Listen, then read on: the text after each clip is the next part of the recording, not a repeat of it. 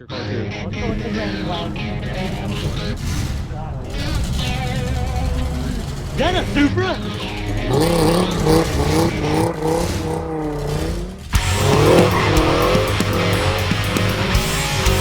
Who did it? Come on. Dead white.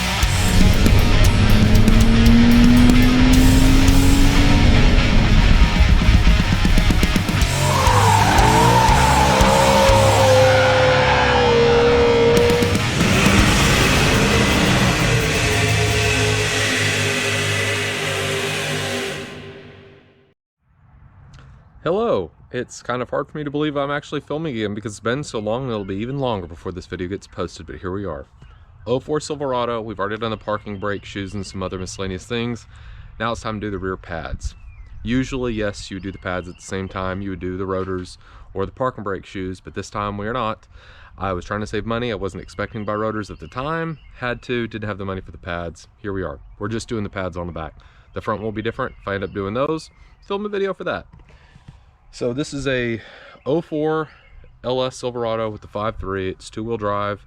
It's got this single piston calipers on the back, and there's like 4 different variations. There's single piston, dual piston, rear wheel steer, two-wheel steer just on the front.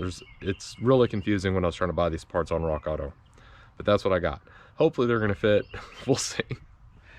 So this is the passenger side and the lighting sucks, so we're gonna go do it on the driver's side where it's a little bit shaded and I'm not staring in the sun, and we're gonna change these pads real quick.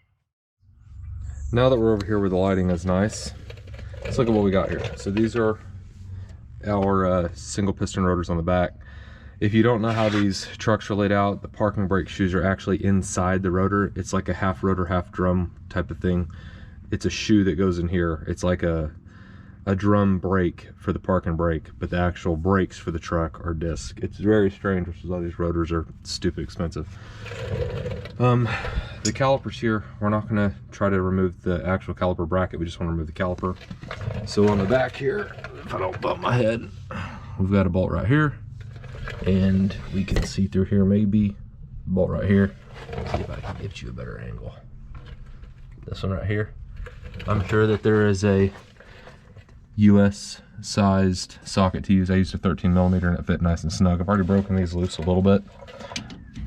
I was hoping that we weren't going to have a seized problem. I'm not entirely sure if these have been off of here before. This truck doesn't have a lot of miles on it, but it does have enough miles on it where it wouldn't be out of the realm of possibilities for it to have had brakes put on it. I'm pretty sure the rotors were stock, the originals that I took off. But anyway, so other than removing our bolts here on the caliper, which should come off now theoretically. There we go.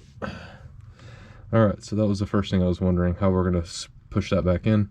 I've got my channel locks down here, and I did have a big straight blade screwdriver in case we need it. I don't think we'll need it.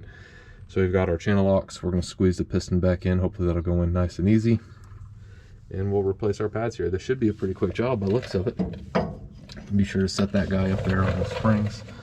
Don't want to let it hang off the brake line. That's real bad for the brake line, especially on older vehicles and older trucks. So now that we're there, I'm going to take off these.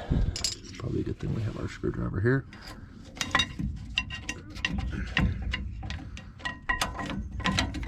That was one. I would do this more gently if it was just me doing this. So those pads actually have a little bit of life left. I know that the passenger side are a lot worse.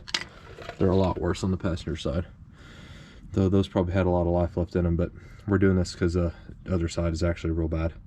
I'm pretty sure these this kit that I got from Wagner's got all this hardware in it, these little clips, and we'll replace all that. But before I tear them out and break them out, I want to make sure everything's going to fit, and the same is true for this. I think that would probably be replaced. I'll have to check the kit and see if that came with it too. When you do reassemble this, and we'll get there, I actually put this caliper grease on everything I touch. I've put brakes on my Mazda before and didn't have this on there, and they squealed and groaned and croaked like a wood floor, and it was obnoxious and embarrassing. So I kind of put that on any surface it touches. Of course, you don't want to put them on the pad, but you want to put them in these areas here and on the back of the back of here where it touches the piston, and on the back of here where it's touching the back of the caliper. So let me go get the hardware and pull it out and see what this looks like. This should be a pretty quick job. This is how I'm going to collapse the piston. I was using my channel locks and it just wasn't quite doing it. I'm going to try to do this one-handed to show, instead of doing it two-handed, and just try to focus up here a little bit, but we'll see how this works. So I'm just got my 3-inch C-clamp. We're just nice and easy. We don't want to put too much pressure on the back of the caliper, but we're just going to squeeze that back in there like that. You can get the actual collapsers. I never have used them. Kind of came up solid, so we're going to call that good. All right, and my kit did come with all the hardware, which I've separated out. This was the one that was actually in the caliper up under it. Got a nice new one. We're going to grease that real nice. And we've got our clips here. Let's see if I can get those to pull out. You got to get stuff to pull out, you know what I mean? There we go. Ooh. There we go. So I'm going to get a wire brush and just clean this up a little bit. And I'm not going to show you all this small piddly crap. Just wire brush these a little bit, clean them up. We're going to put a little bit of grease in the back and a little bit of grease on the top. Same for up here. And don't forget to grease the new pads. And when we put this dude back in, and grease him a little bit where we won't get any weird noises or anything. So now that the pads are in, grease the back of them. This one was a little bit of a bitch to get in for some reason. Not sure why I struggled with it, but it should go in easier for you. I don't know why I struggled. Don't forget to put your top little plate in there. Put a little bit of grease on it. Don't put too much. You don't want it to drip down into the actual braking surface. Your pins back here, make sure they're moving freely. Really be best to take them out and re-grease them. Mine feel okay. I'm not going to take them out. I don't want to risk tearing the little rubber grommets on them, but make sure that they're moving freely like this. If they're binding, you do need to pull them out and re-grease them and clean them up with emery cloth or wire brush. And we're basically going to reassemble, put these two back bolts in, and I'll cut right back when I get the torque figure. So these top bolts are supposed to be about 31 foot-pounds of torque. So that's what you want those to. If your pins start to spin, you can just put a wrench on them. I didn't have to, mine didn't spin, and I got them torqued down just fine.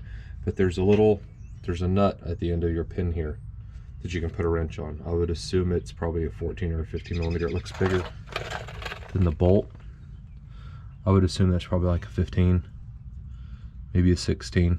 It's hard going metric to American stuff, but it's probably what about looks like. But that's pretty much where we're at. I'm going to readjust my parking brake since I'm down here and they've worn in a little bit, and go a click or two up on the rear parking brake, and we'll go to the other side and we'll swap those pads real quick too. So we're on the passenger side. We're just gonna do the same process over again. Bump out what's left of our pads. I'm really pissed off at the state of this one. You can see why, which means it's been eating the back of my rotor that I just put on a year ago, which really pisses me off. But this is what happens when you've got 7 cars and no fucking time to do shit. And now I'm stuck with the aftermath of not properly maintaining stuff.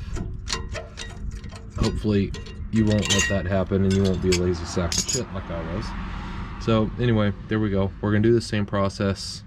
Gonna pull it out of this one, if we can see with the light that sucks over here.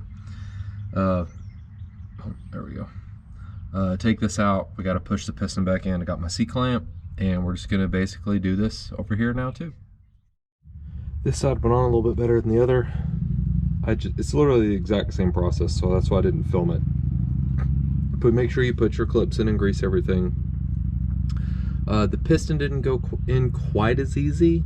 as the other side did, but it still went in with my C-clamp. But the pads themselves went in a little bit easier.